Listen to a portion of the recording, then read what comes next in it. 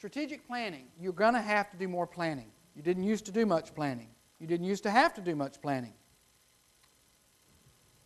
But you have to today.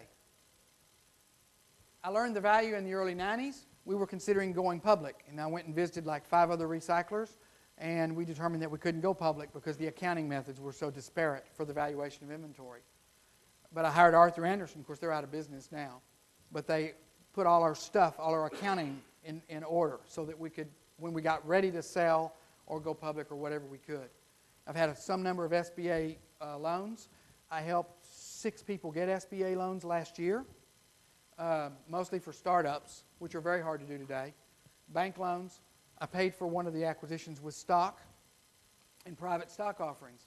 My experience at Ford, despite everything we can say about Ford and General Motors and Chrysler, and of course they've gone bankrupt now, there's a lot of smart people. I learned bottom-up budgeting, and I have a whole session on that. Maybe I'll be back and eventually can teach some of the sessions on bottom-up budgeting, KPIs and dashboards. Bottom-up budgeting means essentially, in the old days you would take your sales and you'd say, well, I want to grow 10%, so you'd add 10% on the sales, and then you'd add 10% on each of the expense buckets, and then your income would come up 10%. Bottom-up means you go to each of the expense categories and think, okay, well, if we go from 300 cars a year to 400 cars a year, how many do we do per day? Will we need another lift? Will we need another cart? Will we need another forklift? Will we need another employee? If we need another employee, that goes to one of the other lines in the budget for.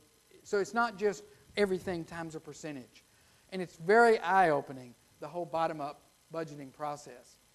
When we were buying Ford, we had to tell the venture capital company, we had a list of about 300 initiatives that we were proposing to change sales or reduce expenses.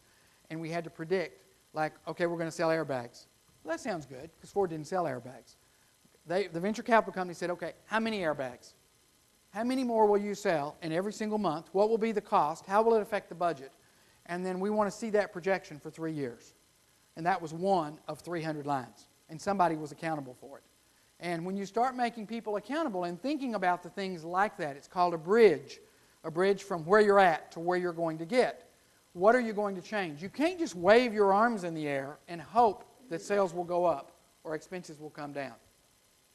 Utilize the strategic analysis tool, the big and easy. In my second session, I'm going to teach you how to use the strategic analysis tool, and we're actually going to take some initiatives from the audience, and we're going to analyze them using the tool. Trust me, it's going to be fun. And you're going to like it, and it's so simple, you're going to take it back to your yard and use it. I learned it when I was at Ford.